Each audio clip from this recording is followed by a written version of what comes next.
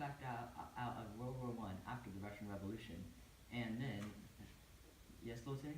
What's the Russian Revolution? Well, that's a long story, so you sit back. It all began with the Russo-Japanese War, the large massacre of Jews called pogroms, and the murder of peaceful petitioners on Bloody Sunday.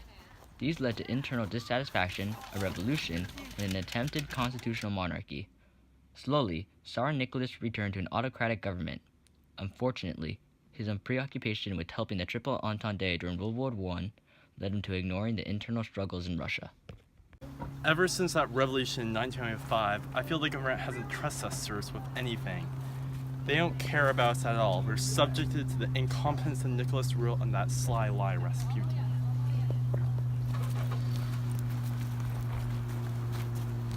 Hello, what would you like? All I can afford is bread, but I heard the Tsar is rationing that as well. Well, the price of bread has gone up again, so sorry, this is not enough. I've been waiting here for hours, and now you're telling me I can't even afford the bread? Hey, what's that noise? Peace, bread, down autocracy. Peace. Those women have been parading town all day complaining about bread and autocracy. Want to join them? Sure, let's go. Bread, down autocracy. Peace, bread, down autocracy. With Tsar Nicholas away in the war, Tsarina Alexandra was left to rule. While it seemed she was in charge, Rasputin was controlling everything behind the scenes. Hi, Tsarina Alexandra. Hello, Rasputin. I thank you again for saving my son's life. It's God's power that allowed me to do so. Have you heard about the women's riots? I think the workers have joined them. Don't you think we should tell my husband about this? I believe all we need to do is send troops to their location. Of course. I trust you, Rasputin. After the assassination of Rasputin, many strikes broke out in Petrograd, joined by the soldiers sent to stop them during March.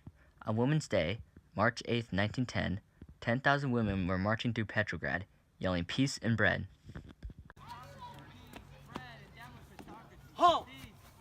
Under the Tsar's orders, I can't have you marching and rebelling. Return to your factory. You know what, Bill? I don't give a darn about the Tsar's orders.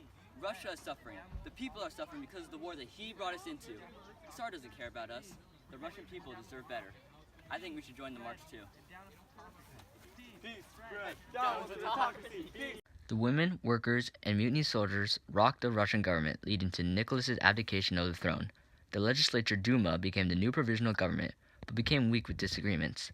Lenin, a radical Marxist, traveled to Russia with the help of the Germans, hoping to create a Marxist communist state. The new Soviet Duma dual government is nearly as bad as SARS. We are still in this bloody war, facing horrible losses. Famine has gotten worse. The government hasn't made any reforms to stabilize the land or factories. Yeah, I hate this new government, but I do love the new Bolshevik party under that Lenin. Me too. He isn't one of those snobby liberals or Mensheviks who are hardly doing anything to help us. He is willing to act for the working class and peasants immediately. Right you are, comrades.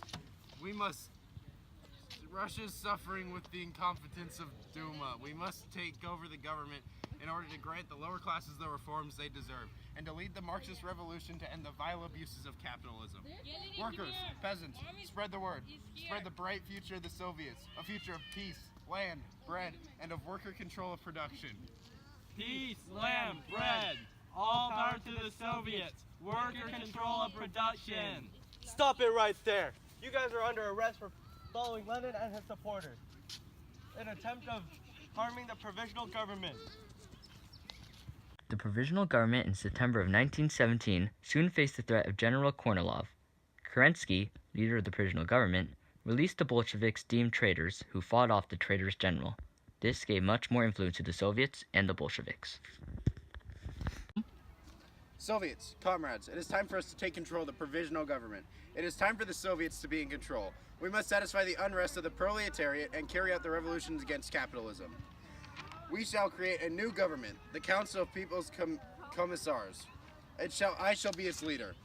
But we are not finished yet. We also must destroy the Constituent Assembly. It threatens our control, and it is the surviving end of the provisional government. With force, Lenin and the Soviets destroyed the Constituent Assembly. After this, Lenin nationalized and justified the seizure of land by peasants and gave workers control over industrial factories. Lenin also ended the war with Germany in 1918 in the Treaty of Brest-Litovsk, but with heavy loss of territory. The new Bolshevik government soon faced a civil war. Side!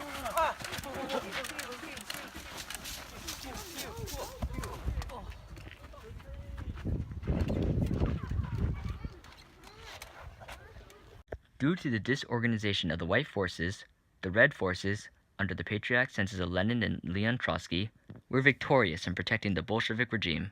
This came at a high cost of many lost lives due to the secret police Cheka, which executed many citizens who were considered traitors or were not enthusiastic to the revolution. These big events, Lieutenant, were imperative to the establishment of communism in Russia and events leading up to World War II. Wow, that was an interesting story.